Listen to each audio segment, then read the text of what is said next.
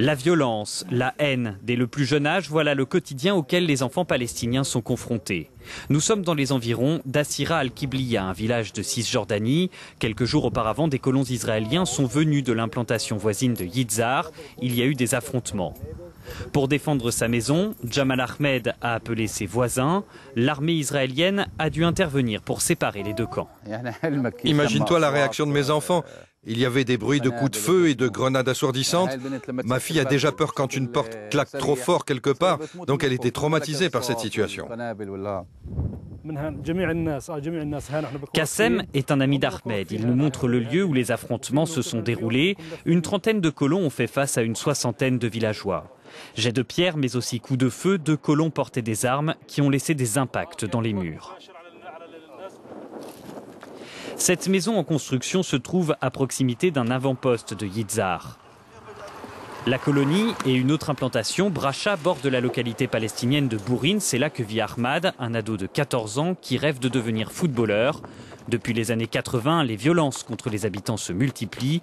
Les Nations Unies ont notamment pointé du doigt la destruction croissante de champs d'oliviers par les colons. Ahmad raconte. J'ai vu des colons venir des collines. Ils se sont déployés dans cette zone et ils ont commencé à mettre le feu dans les champs. Il y en avait partout. Et puis les habitants de notre village sont arrivés pour éteindre l'incendie. J'ai vu cela de mes yeux, je me trouvais ici près de ma maison. Le 20 juillet dernier, les forces de sécurité israéliennes ont fait évacuer des bâtiments construits sur des implantations illégales.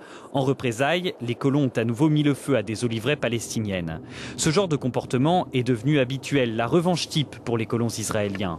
Environ 170 familles vivent dans la colonie de Yitzhar. L'implantation a son propre système de sécurité derrière lequel la construction se poursuit.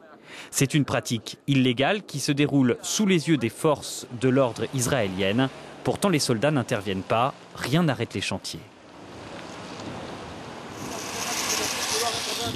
12 maisons sont en train de sortir de terre, une dizaine d'autres seront bientôt construites, de même que 5 bâtiments aux avant-postes de l'implantation.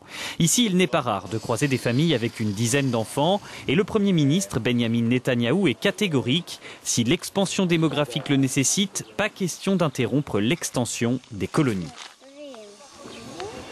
Yitzhar a inauguré récemment une nouvelle synagogue. C'est là que nous rencontrons Meir Weiss, un professeur de mathématiques et de religion. Pour lui, la fin de la colonisation sauvage ne ramènera pas la paix. La première raison est très simple. Regardez ce qui s'est passé à Gaza. La seconde raison est aussi simple que la première, c'est notre terre. Beaucoup de gens aimeraient nous chasser de notre maison. Ils ont commencé à agir contre nous. Et ils ne vont pas s'arrêter ici.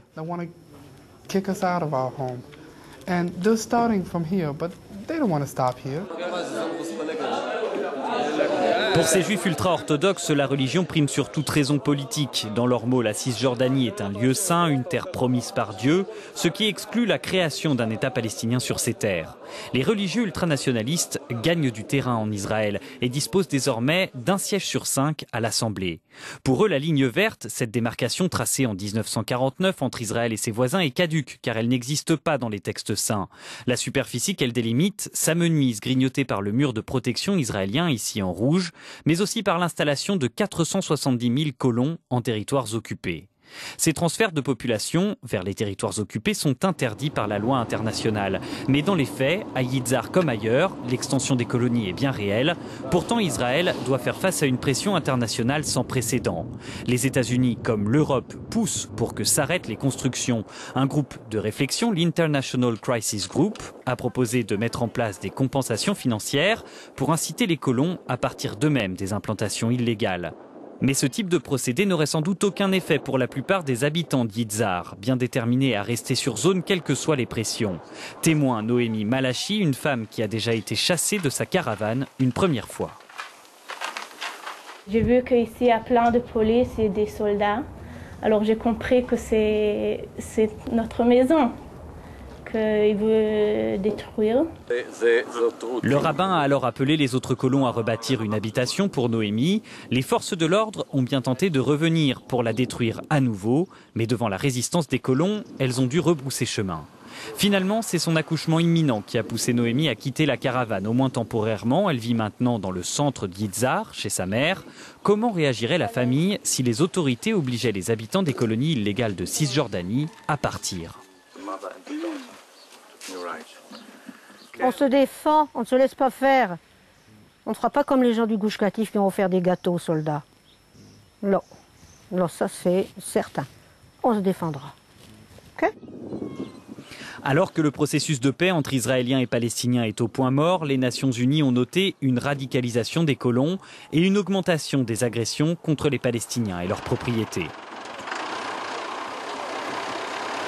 Qassem Sali participe à la construction de la mosquée de Bourine, dernier préparatif avant l'inauguration qui aura lieu dans un mois. Devant le bâtiment s'étalent les chantiers d'habitation palestinienne et au-dessus la colonie israélienne de Bracha.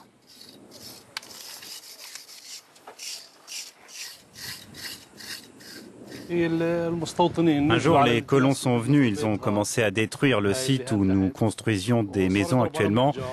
Ils ont endommagé les échafaudages des bâtiments et puis ils ont éventré les sacs de ciment avant de chasser les ouvriers. Ils leur ont fait très peur.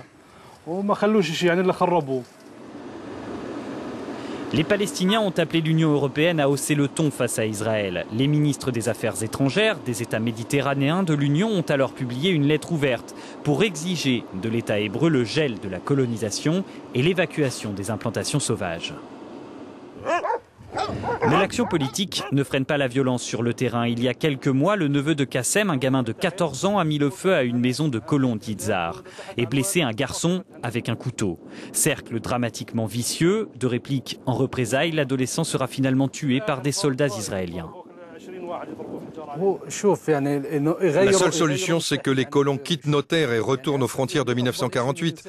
Nous vivrons alors en paix. Comment est-ce que je pourrais pardonner à ceux qui ont pris ma terre? Nous possédons près de 5 hectares sur la colline. Je ne peux pas y accéder, je risque d'être attaqué. Dans ces conditions, comment est-ce que je peux vivre avec eux? Ils sont sur nos terres. S'ils veulent la paix, ils doivent nous laisser la Cisjordanie. Ils peuvent retourner en Israël. Alors peut-être que nous pourrons vivre ensemble et en paix. Inextricable situation où chacun revendique la propriété de la terre.